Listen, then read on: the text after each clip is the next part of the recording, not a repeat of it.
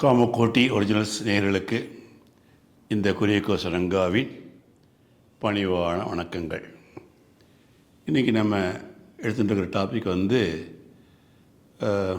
எப்போ ஒருத்தன் மற்றவாளுக்கு உதவி செய்கிறதுக்காக தனக்கு வர கஷ்டத்தையும் பொறுத்துக்கிறானோ அவன் பக்திமான்களை விட மிகச்சிறந்தவன்.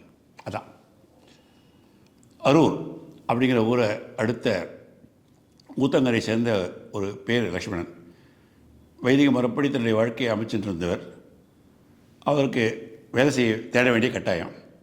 அவருக்கு திருப்பத்தூரில் வேலைக்கு ஒரு இன்டர்வியூக்காக ஒரு அழைப்பு வந்தது. ஜோலார்பேட்டில் போய் ட்ரெயினை பிடிச்சி போகணும். ஸ்டேஷனுக்கு அவர் டிக்கெட்டை வாங்கிட்டார். ரயிலில் போயினா தான் குறிப்பிட்ட டயத்துக்குள்ளே போய் சேர முடியும், இன்டர்வியூ அட்டன் பண்ண முடியும். ஸ்டேஷன் நுழையும் போதே ஒரு கண்ணதுக்கு வயசான ஒரு கிழவர், மிகவும் வலியவர், இருப்போம், மயங்கி சொல்லிட்டு விழுந்துட்டார். லக்ஷ்மணன் அவர்கிட்ட போய் அவர் தாங்கி பிடிச்சி வேண்டிய முதலுதவியெல்லாம் ஃபஸ்ட் எய்டெலாம் பண்ணிக்கின்னு அவர் வழியாக உட்கார வச்சு நான் சார் அதுக்குள்ளே ரயில் போயிடுது. அடுத்த ரயில் வரத்துக்கு பிடிச்சி போகிறதுக்குள்ளே இன்டர்வியூ டைம் முடிஞ்சு போய்டும். அதனால் இனிமேல் அங்கே போய் பிரயோஜனம் கிடையாது அப்படின்னு சொல்லிட்டு காலாக நடந்து ஒரு எத்தனையும் போயிடலாம் நம்ம ஸ்டேஷனுக்கு வெளில நின்னார். எப்போதுமே காஞ்சி மகாபெரிய மேலே அளவு கடந்த பக்தி உடையவர் அந்த லக்ஷ்மணன். எதுவும் மகானுடைய விளையாடாக தான் இருக்கும். தன்னையும் சமாதானப்படுத்திட்டார். இது இல்லாட்டி என்ன மகாபெரியவா எப்படி இன்னொரு வேலையை விடுவார் அப்படிங்கிற மகாபெரிய மேலே அவ்வளோ அபரிமிதமான நம்பிக்கை மனசில். அப்படி நினச்சிட்டு ரோடுக்கு வந்துட்டார். ரோட்டுக்கு ராஸ்தாவில் ரோட்டில் எந்த விதமான வாகனம் வரல. ஒரு கார் அப்படி அந்த பக்கம் வர திடீர்னு லிஃப்ட் கேட்கலான்னு சொல்லிட்டு கையை காட்டி நிறுத்த ட்ரை பண்ணார். அந்த டிரைவரும் நிறுத்தினார் வண்டியை. லக்ஷ்மணன் நடந்த சொல்லி ஊருக்கு போகிறது லிஃப்ட் தர முடியுமா அப்படின்னு. மயங்கி கிடந்தவருக்கு உதவி செய்ய போக நீங்கள் ரயிலை கோட்டை விட்டீங்க அதானே? ஆமாம். ஓட்டுநர் கேட்டார்.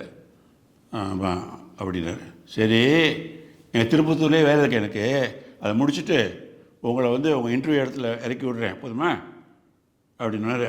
அப்படின்னு சொன்னோன்னே பழம் நொழி பாலில் விழுத்த கதையாக எடுத்து சந்தோஷம். டேங்க அப்பா மகாபரியாக தான் நினச்சிட்டு இருக்காரு, எல்லாம் பண்ணிட்டு இருக்காரு நினச்சிட்டு காரை ஓட்டுநர் பார்த்தா கொஞ்சம் பெரிய மனுஷன் மாதிரி இருந்தது பார்க்குறதுக்கு. காரில் போகும்போதே இந்த லக்ஷ்மணன்ட்ட அப்படியே வரலாறுலாம் எடுத்து தெரிஞ்சுட்டார். திருப்பூர் அவருடைய ஆஃபீஸுக்கு இறக்கி வந்துட்டு கொஞ்ச நாய் வெயிட் பண்ணுங்கோ, இந்த ஆஃபீஸில் ரிசப்ஷனில் அவனை வெயிட் பண்ணுங்கோ, நான் என் வேலையெல்லாம் ரெஸ்ட் எடுத்துக்கோ, நான் என் வேலையெல்லாம் முடிச்சுட்டு வரேன் அப்படின்னு சொல்லிட்டு அவர் கிளம்பி போயிட்டார். லக்ஷ்மணன் டக்குன்னு இந்த ரிசப்ஷனில் போய் அந்த ஆஃபீஸில் போய் வெயிட் பண்ணால் ரிசப்ஷனில் பார்த்தா பெரிய காஞ்சி மகான் உருவப்படம் பெருசாக இருந்தது. அவர் வரவேற்ற மாதிரி இருந்தது. அதை வணங்கிட்டு ஒரு பக்கமாக உட்காந்துட்டார். அப்புறம் அங்கேருந்து சிப்பந்திகிட்ட போயிட்டு ஒர்க்கர்கிட்ட போயிட்டு இந்த கம்பெனி பேர் என்னன்னு கேட்டார். அந்த அழைச்சிட்டு யாருன்னு கேட்டார். அந்த கம்பெனி பேரை கேட்டவுடனே ஆடி போயிட்டார். தான் இன்டர்வியூக்கு வர வேண்டிய கம்பெனி தான் அது. வண்டி ஓட்டுன்னு அந்த கம்பெனியோடைய முதலாளி எம்டி. அவர் வந்தவுடனே லக்ஷ்மணன் அப்படி விசாரிச்சுட்டு சொல்கிறார், எப்போ பிறருக்கு உதவி செய்யணும் அப்படிங்கிற எண்ணம் ஒரு மனுஷனுக்கு மனசில் இருக்கோ, அதனால் தனக்கு வர துன்பங்கள்லாம் அவன் பொறுத்துன்னு இருக்கான்னாக்க அவன் பக்திமான்களை விட மிகச்சிறந்தவன் அப்படின்னு காஞ்சி மகா பெரியவா சொல்லியிருந்ததை அந்த சம்பவத்தை விவரிக்கும் போதே நான் கண்டுபிடிச்சிட்டேன் அப்படின்னு சொன்ன அந்த முதலாளி இன்டர்வியூக்கு வந்த லக்ஷ்மணனுக்கு வேலையும் போட்டு கொடுத்துட்டார். இது காஞ்சி மகானின் அருட்பார்வை இல்லாமல் வேற என்ன மகாபெரிவா சரணம்.